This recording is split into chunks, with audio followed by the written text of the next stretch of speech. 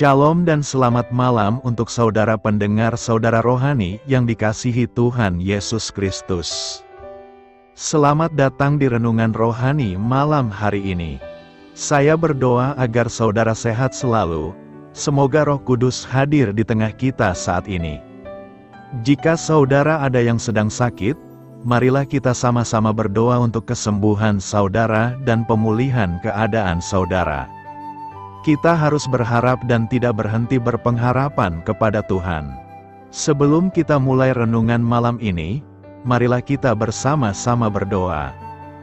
Bapa kami yang di surga, Bapa di dalam nama Tuhan Yesus Kristus. Kami sungguh mengucap syukur, ya Tuhan, oleh karena Engkau sangat baik buat kami.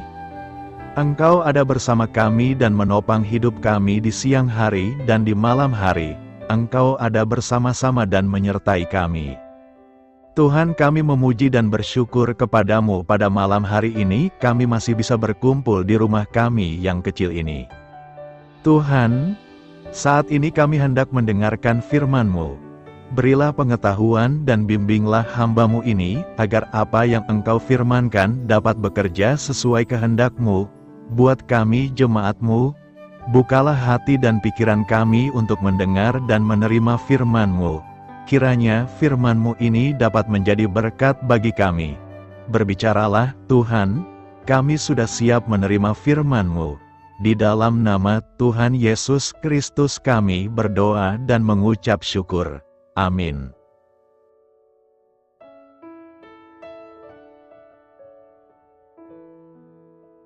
Sahabat saudara rohani, pembacaan ayat emas Alkitab renungan kita malam hari ini. Nats pilihan kita adalah, berfirmanlah Allah, baiklah kita menjadikan manusia menurut gambar dan rupa kita. Tertulis dalam kitab Kejadian 1 ayat 26, kata kunci renungan pada malam ini adalah hubungan kreatif.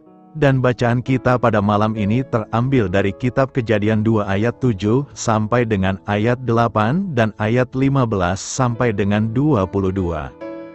Ketika itulah Tuhan Allah membentuk manusia itu dari debu tanah dan menghembuskan nafas hidup ke dalam hidungnya. Demikianlah manusia itu menjadi makhluk yang hidup. Selanjutnya, Tuhan Allah membuat taman di Eden, di sebelah timur. Disitulah ditempatkannya manusia yang dibentuknya itu. Tuhan Allah mengambil manusia itu dan menempatkannya dalam Taman Eden untuk mengusahakan dan memelihara taman itu. Lalu Tuhan Allah memberi perintah ini kepada manusia, semua pohon dalam taman ini boleh kau makan buahnya dengan bebas, tetapi pohon pengetahuan tentang yang baik dan yang jahat itu, janganlah kau makan buahnya, sebab pada hari engkau memakannya, pastilah engkau mati. Tuhan Allah berfirman, tidak baik, kalau manusia itu seorang diri saja, aku akan menjadikan penolong baginya, yang sepadan dengan dia. Lalu Tuhan Allah membentuk dari tanah segala binatang hutan dan segala burung di udara. Dibawanyalah semuanya kepada manusia itu untuk melihat, bagaimana ia menamainya, dan seperti nama yang diberikan manusia itu kepada tiap-tiap makhluk yang hidup, demikianlah nanti nama makhluk itu. Manusia itu memberi nama kepada segala ternak, kepada burung-burung di udara dan kepada segala binatang hutan. Tetapi baginya sendiri ia tidak menjumpai penolong yang sepadan dengan dia. Lalu Tuhan Allah membuat manusia itu tidur nyenyak. Ketika ia tidur, Tuhan Allah mengambil salah satu rusuk daripadanya, lalu menutup tempat itu dengan daging. Dan dari rusuk yang diambil Tuhan Allah dari manusia itu, dibangunnyalah seorang perempuan, lalu dibawanya kepada manusia itu. Terambil dari kitab Kejadian 2 ayat 7 sampai dengan ayat 8 dan ayat 15 sampai dengan 22. Topik dari ayat emas renungan kita adalah, Bapa Surgawi rindu melewatkan waktu yang berkualitas bersama anak-anaknya. Mari kita mulai renungan malam kita. Untuk memulai hal baik, serahkanlah segala sesuatu hanya kepada Tuhan. Mari kita mulai segmen kisah inspiratif. Saya merakit mobil balap pertama saya dengan biaya kurang dari $15. dengan ketepatan gergaji dan usaha yang tak kenal lelah, saya memahat balok kotak kayu pinus yang kuat menjadi sebuah benda aerodinamis yang mengesankan. Putra saya yang berusia 9 tahun mengecat produk yang sudah selesai itu dengan cat biru keunguan. Saya memoles rodanya hingga mengilat seperti cermin. Bersama-sama kami menambahkan detail stiker bergambar api dan menamai mobil balap kayu pinus kami, Pembalap Berapi. Putra saya tampak begitu gembira. Tidak ada perasaan bangga yang dapat menandingi orang tua yang menciptakan sesuatu bersama anaknya. Inilah suasana ketika orang muda dan tua dapat menghargai sukacita kerja tim. Di dalam Alkitab, kita melihat Allah menunjukkan kegembiraan atas ciptaannya. Kejadian 1 mencatat pencapaian sempurna dari proses kreatif yang bersifat ilahi ini. Maka Allah menciptakan manusia itu menurut gambarnya. Menurut gambar Allah diciptakannya dia, laki-laki dan perempuan diciptakannya mereka. Lalu Allah memberi tugas kepada manusia. Tuhan Allah mengambil manusia itu dan menempatkannya dalam Taman Eden untuk mengusahakan dan memelihara taman itu. Seperti seorang ayah dengan anaknya, Allah bersukacita dalam kemitraannya dengan kita. Sebagai pribadi Tritunggal yang sempurna, Dia bisa saja bekerja sendiri, tetapi Dia tidak melakukannya. Dia menciptakan kita sesuai dengan gambarnya, dan Dia bergembira atas kreativitas kita. Segambar dengan Allah. Kejadian 1 ayat 26 berkata, "Berfirmanlah Allah, baiklah kita menjadikan manusia menurut gambar dan rupa kita, supaya mereka berkuasa atas ikan-ikan di laut dan burung-burung di udara dan atas ternak dan atas seluruh bumi dan atas segala binatang melata yang merayap di bumi." Kata segambar di dalam bahasa Ibrani adalah selem, yang artinya mirip wujud dan kemampuannya. Diterjemahkan juga sebagai bayangan. Sedangkan kata serupa diambil dari bahasa Ibrani damah, yang artinya mirip dalam tingkah laku, kepribadian, dan karakter. Sehebat inilah manusia saat pertama kali diciptakan oleh Tuhan. Namun, seperti kita ketahui, manusia jatuh ke dalam dosa dan telah kehilangan kemuliaan Tuhan. Memiliki gambar atau rupa Allah dalam pengertian yang paling sederhana, berarti manusia dibuat menyerupai Allah. Adam tidak serupa dengan Allah dalam arti memiliki darah dan daging. Alkitab berkata bahwa Allah itu roh, dan karena itu memiliki keberadaan tanpa tubuh. Namun, tubuh Adam mencerminkan hidup Allah karena diciptakan dengan kesehatan yang sempurna dan tidak tunduk kepada kematian. Gambar Allah menunjuk pada bagian non-material dari manusia. Hal ini membedakan manusia dari binatang dan memampukan manusia mengemban kekuasaan, sebagaimana direncanakan Allah, dan memampukan manusia berkomunikasi dengan penciptanya. Keserupaan ini termasuk dalam hal mental, moral dan sosial. Apa makna manusia segambar dengan Allah? Pertama, secara mental, manusia diciptakan sebagai makhluk yang rasional dan berkehendak. Dengan kata lain, manusia dapat menggunakan pikirannya dan bisa memilih. Ini adalah refleksi dari akal budi dan kebebasan Allah. Kedua, secara moral, manusia diciptakan dalam kebenaran dan kepolosan yang sempurna. Suatu refleksi dari kesucian Allah.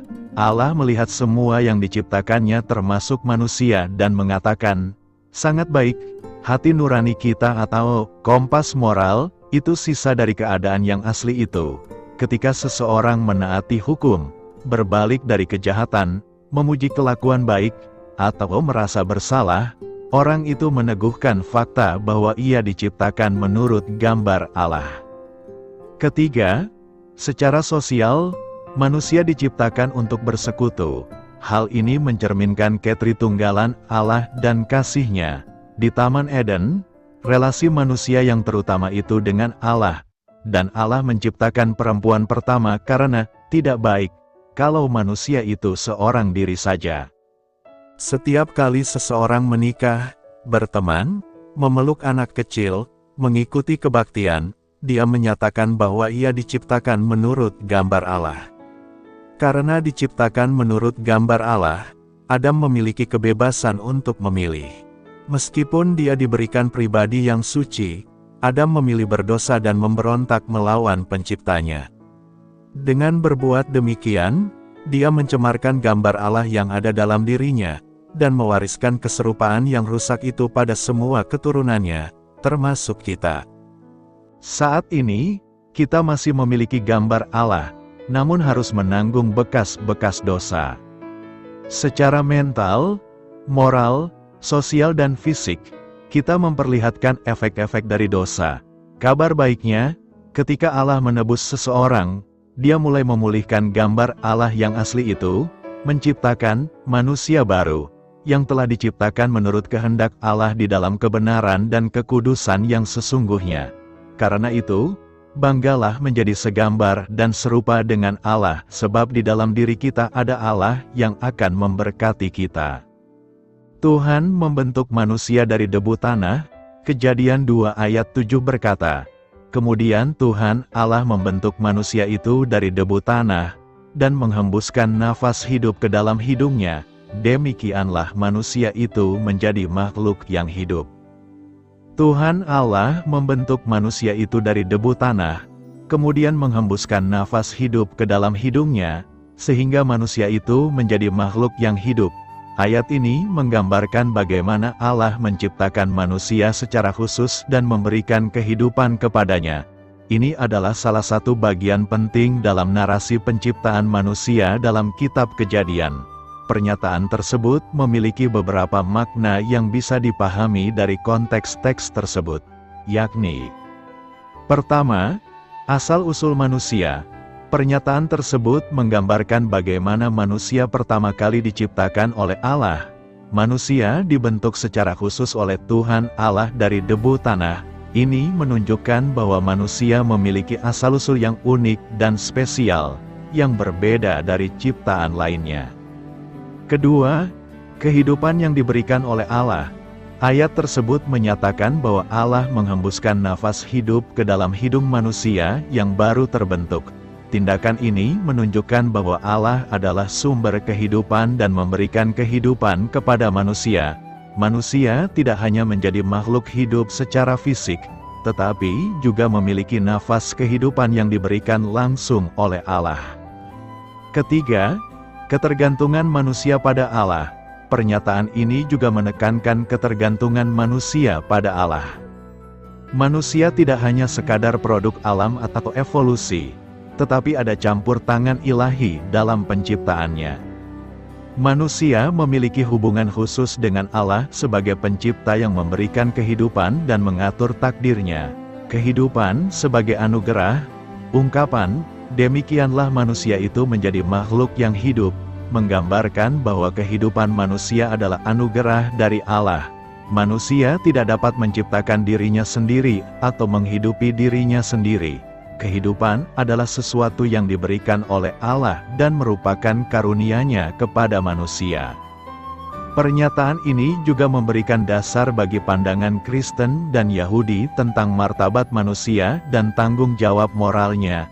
Karena manusia diciptakan oleh Allah dengan cinta dan nafas hidup yang diberikan langsung, manusia dianggap berharga dan memiliki tanggung jawab untuk menghormati dan melayani Allah serta sesama manusia.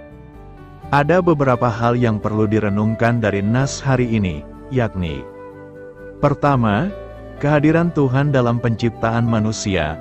Ayat ini mengingatkan kita bahwa manusia tidak ada secara kebetulan atau melalui proses alam semata. Allah secara aktif terlibat dalam penciptaan manusia. Fakta bahwa Allah sendiri membentuk manusia dari debu tanah dan menghembuskan nafas hidup menunjukkan betapa pentingnya setiap individu di matanya. Kedua, manusia sebagai makhluk unik. Pernyataan ini mengingatkan kita bahwa manusia memiliki keunikan yang tidak dimiliki oleh ciptaan lainnya. Kita diciptakan dengan tangan Allah yang penuh kasih dan dikaruniai nafas hidupnya.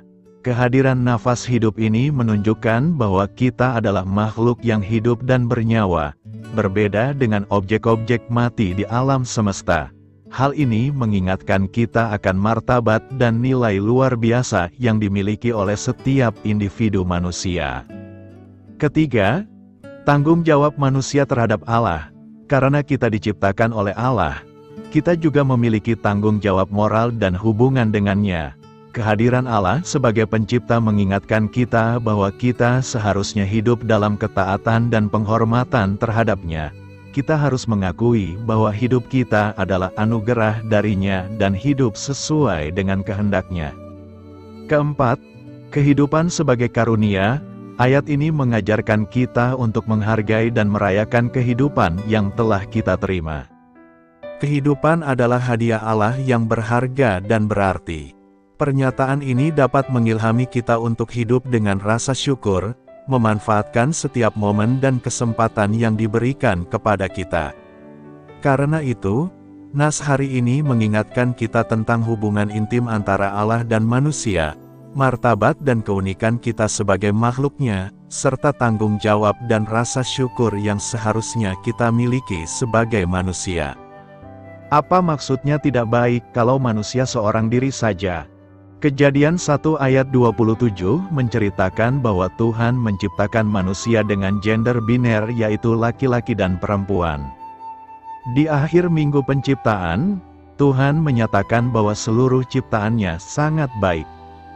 Karena Tuhan merancang bineritas gender, dan karena Dia menyebutnya sangat baik, jelas dari narasi kitab Kejadian bahwa pembedaan antara laki-laki dan perempuan itu penting. Namun kita mungkin tidak menyadari betapa pentingnya hal ini sampai kita membaca penjelasan yang lebih rinci dan lebih mendalam mengenai bagaimana Allah sebenarnya menciptakan pria dan wanita pertama dalam Kejadian 2. Dalam konteks itulah Allah menyatakan tidak baik kalau manusia sendirian.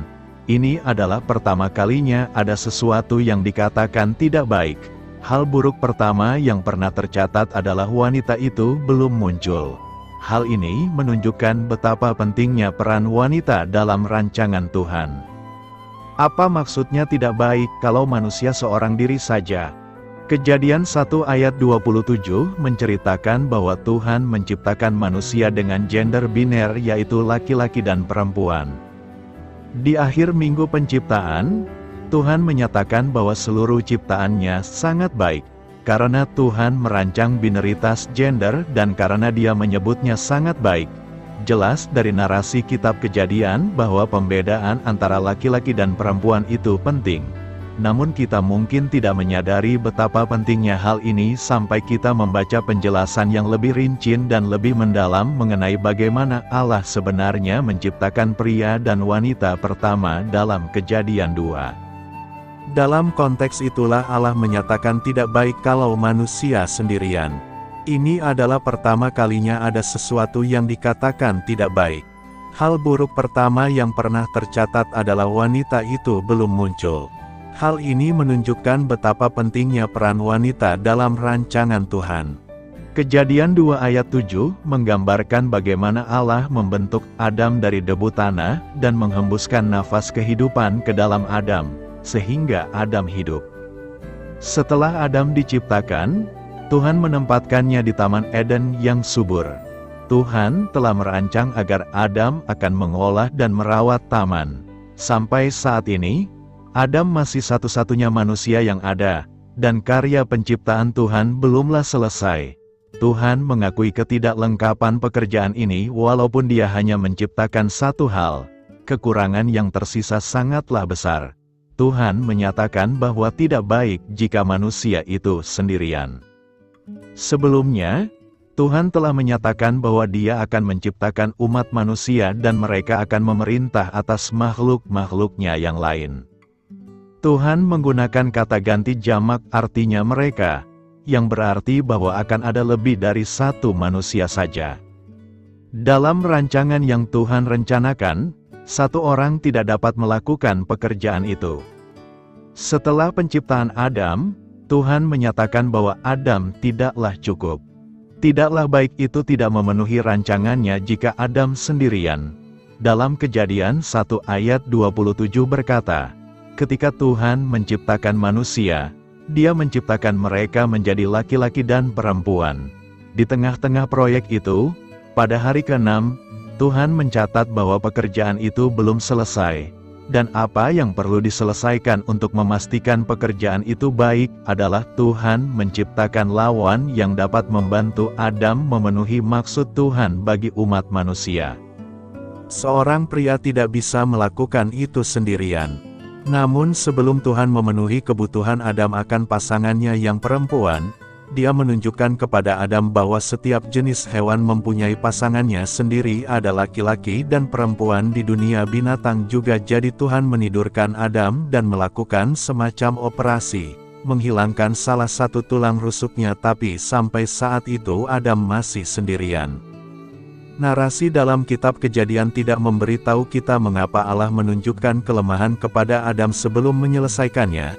Namun masuk akal jika Adam perlu memahami betapa pentingnya peran perempuan. Tanpa perempuan, seluruh rancangan Allah bagi fungsi umat manusia akan gagal. Tidak akan ada mereka yang mengatur ciptaan seperti yang Tuhan kehendaki. Dan kemudian menyembuhkan lukanya.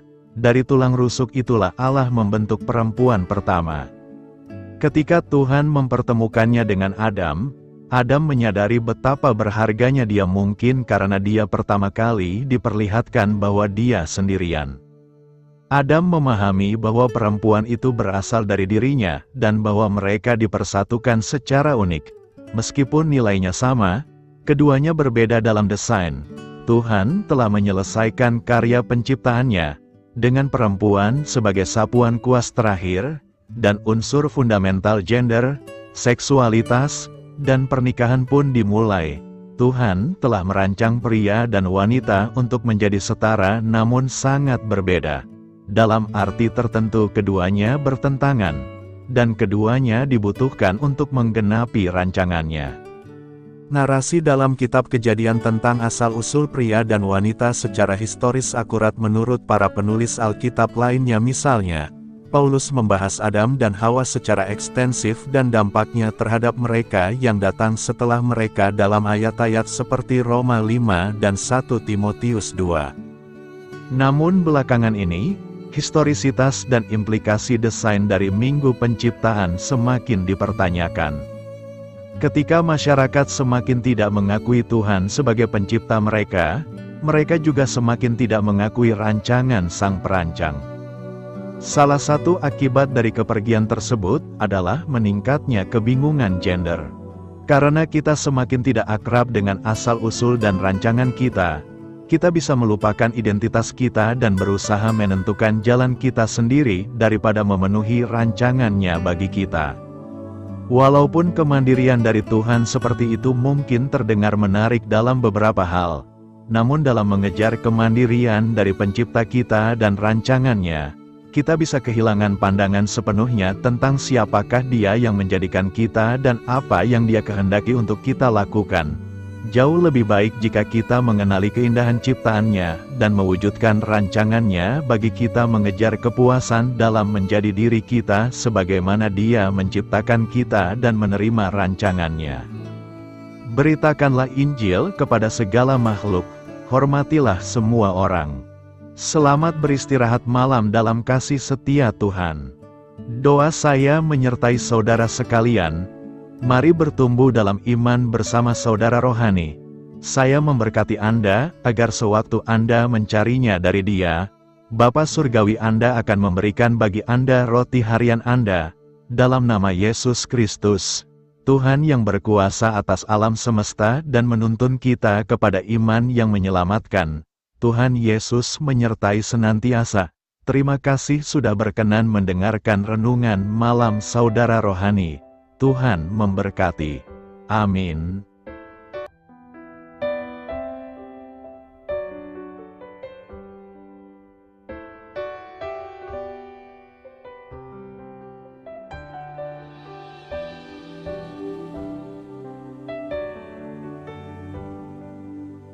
Marilah kita renungkan, sahabat saudara rohani, Demikianlah renungan firman Tuhan malam hari ini.